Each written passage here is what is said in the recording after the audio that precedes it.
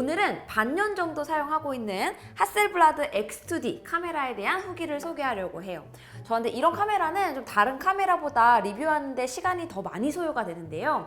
왜냐하면 최신 미러리스는 이번에 업그레이드된 AF 속도, 동영상 촬영 스펙, 연사 속도 등등 기능에 포커스해서 테스트를 하고 활용도에 대해서 평가하면 돼요. 하지만 하셀블라드 카메라는 애초에 영상 기능이 있지도 않고 모두가 강조하는 속도보다는 결과물의 완벽함을 위해서 오히려 불편함을 감수해야 하는 좀 특이한 카메라라고 볼 수 있기 때문에 장시간 동안 써보지 않으면 이해할 수 없는 요소가 많습니다. 통 알루미늄 블록을 깎아서 만든 바디이기 때문에 디자인에 유려한 곡선과 라인을 적용하는데 주저함이 없습니다. 이런 디자인을 눈으로 보는 것만으로 존재감이 충분히 느껴지는데요. 들어보면 하나의 금속 덩어리 같은 무게감이 들어요.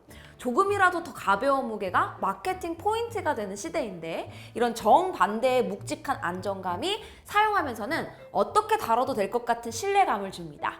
후면에는 3.6인치 236만 화소의 틸팅 터치 디스플레이가 있는데요. 이 디스플레이를 통해서 주로 조작을 하게 됩니다. 제가 항상 하셀블라드 UI를 칭찬하죠. 일단 터치 조작에 적합한 충분한 사이즈에 충분한 정도의 정보를 보여주고 직관적인 메뉴 뎁스 설계로 설명서 필요 없이 모든 기능의 위치를 바로 찾아갈 수 있을 정도입니다.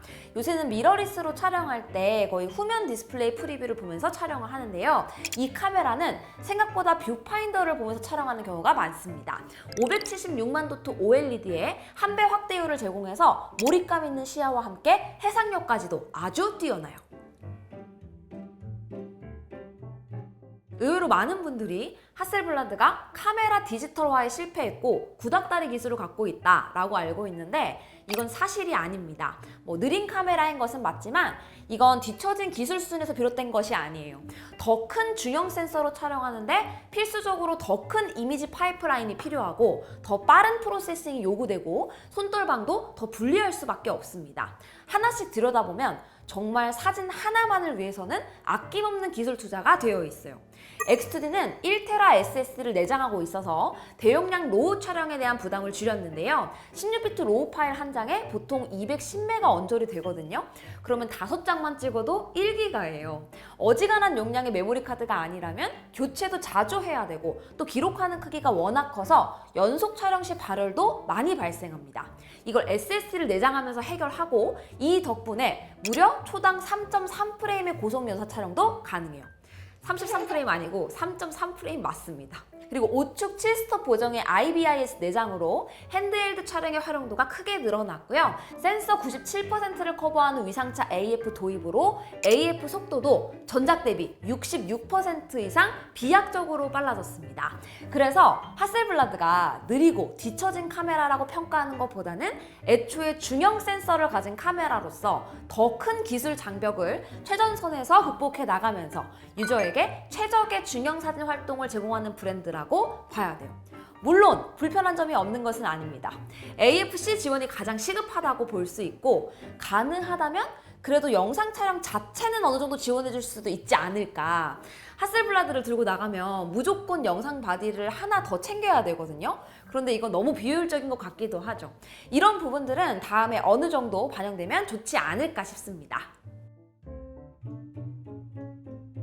우리가 불편한 점을 감수하면서도 이 카메라를 사용하는 이유는 결국 중형 포맷을 갖고 있기 때문입니다. 1억 화소의 중형 센서가 갖고 있는 공간감은 같은 화소를 갖고 있는 소형 미러리스와 비교했을 때 확실히 다르게 느껴질 수밖에 없고 16비트 컬러의 원본 사진은 실제 눈으로 현장을 보는 것처럼 자연스럽게 이어지는 개조와 색상 표현을 보여줍니다. 그러다 보니까 극단적인 노출 차이에도 안부와 명부의 디테일을 갖고 있어서 후반 관용도도 아주 뛰어나요. 한 장에 200메가가 넘는 용량, 부담스러워도 감수할 만한 결과물을 보여주죠. 그리고 하셀블라드의 리프 셔터는 셔터 쇼크를 최소화해서 중형 센서에서 더 민감한 선명도를 극도로 확보할 수 있게 해줍니다. 특히 장노출 사진에서 미러리스 쇼크가 제로에 가깝기 때문에 1억 화소 중형 센서의 이점을 극대화할 수 있어요. 또한 플래시를 활용한 사진이 많은 분들은 최대 4000분의 1초까지 플래시 동조가 가능해서 조명 활용도의 폭이 크게 늘어나게 됩니다. 여기에 하셀블라드의 HNCS, 하셀블라드 내추럴 컬러 솔루션은 흔히 카메라에서 보는 색감 설정이나 필터 같은 기능이라기보다 센서가 빛을 닿는 순간부터 최종 보정을 마칠 때까지 전 단계에 관여하는 컬러 관리 시스템인데요. 유행하는 색감이나 개성을 담는 것이 아니라 가장 중립적이고 정확한 데이터를 재현하는 데 목표를 두고 있습니다. 이것으로 인해 우리가 후반에서 어느 방향이든 원하는 대로 만들어갈 여지가 많아진다고 생각하면 돼요. 특히 저는 인물 사진 피부톤에서 가장 큰 강점이 있다고 생각하는데요. 여러 브랜드의 카메라를 써보면 인위적인 붉은기, 노란기가 원본에도 살짝 묻어있고 보정하다 보면 그 정도가 더 심하게 튀어나오기 마련이거든요. X2D는 실제 피부의 복잡하고 미묘한 색조를 사실적으로 재현하는 데 아주 뛰어납니다. 제가 실제로 사용하는 셋업을 한번 보여드릴게요. 일단 평소에 X2D를 갖고 다니면서는 16비트 로우와 HEIF 파일 형식으로 내장 SSD에 전부 기록하고 있습니다. 안 그래도 로우 파일 용량이 어마무시하게 큰데 HEIF 포맷을 별도로 저장하는 이유는 아이폰 포커스2 앱을 통해서 백그라운드로 HEIF 파일이 자동으로 전송되어 저장되기 때문입니다. 그래서 원본은 내장 SSD에 보관하다가 맥으로 옮겨서 보정하고 가지고 다니면서 제가 바로바로 공유하고 싶은 사진은 아이폰으로 자동 전송된 버전을 가볍게 보정해서 업로드하고 있어요. 이렇게 하면 HEIF 파일은 10메가 조금 넘는 수준이라서 크게 부담 없이 쓸 수 있으면서도 또 실시간에 가깝게 사진을 바로 공유할 수 있다는 장점이 있어서 이렇게 설정해서 가지고 다니고 있습니다. 스트랩은 픽 디자인을 사용하고 있는데요. 문제는 하셀블라드 스트랩 고리 방식이 좀 특이하거든요. 그래서 픽 디자인을 바로 사용할 수 없어요. 하셀블라드 고유 스트랩 방식으로 사용하다가 최근에는 프리웰 퀵 릴리즈 스트랩을 사용 중인데 이게 정말 편합니다. 아르카 스위스 방식 플레이트 하나만으로 스트랩에 고정하고 쉽게 분리해서 삼각대에 바로 옮겨 쓸 수 있기 때문에 여러모로 유용해요. 원래는 특이한 스트랩 방식 때문에 사용을 했는데 오히려 하단 플레이트 부분에 스트랩이 연결되어 있으니까 매달려 있을 때도 더 편하고 들어서 촬영할 때도 손에 걸리지 않아서 편하더라고요.